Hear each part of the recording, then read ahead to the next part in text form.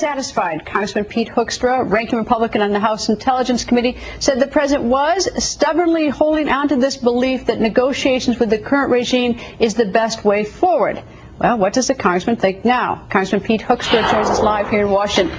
Well, sir, after today's press conference, have you changed your mind? Well, I think it's progress, but I think the president is still not fully capturing the opportunity that is in front of him. You know, this could be a real game changer. You know, the protests in the street, and the president is, slowly moving. But I think, as Lindsay was talking about, this is an opportunity for the president to come out and forcefully speak in favor of democracy and freedom, and he hasn't done it yet. He's not supporting the people on the streets in Iran.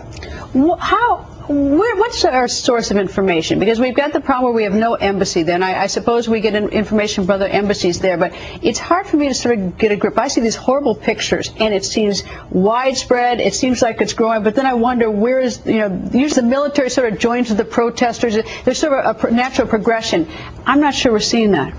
Well, whether we're seeing the growing escalation. Or whether there is a growing escalation. Well, I think it's very hard to tell. I mean, the more and the longer that this lasts, the more the regime is clamping down. So the real question is, are they getting this under control, or are they clamping down because it's growing? And we really don't know at this point. You know, that poor woman who was murdered, her family was not allowed to have a memorial service for her, and all the mosques were told not to do anything. I mean, there's a real clamping down. I mean, the existing regime is very effective at starting to shut things down. Communication, this family mourning the loss of life. I mean, it looks grimmer. It looks grimmer, and in the Iranian tradition, the Muslim tradition, martyrs are remembered frequently in the year after they are killed.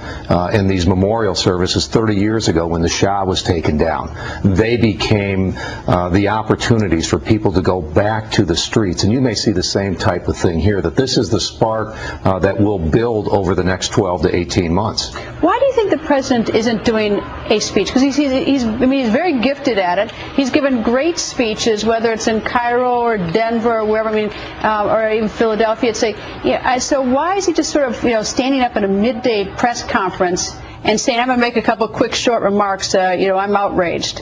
Yeah, I can't figure it out. So it makes me think maybe they have other information? No, I don't think they've got any other information. I'm on the Intelligence Committee. I'd have the same information that the president would have, and I don't think there's any information available that would tell you, hey, they've clamped down. There's nowhere where this thing is going to go. I think he's being very, very cautious. I think he still believes that at the end of this process, we're moving towards a nuclear Iran. And this is where I think he's missing the opportunity. We're moving towards a nuclear Iran. They will have nukes.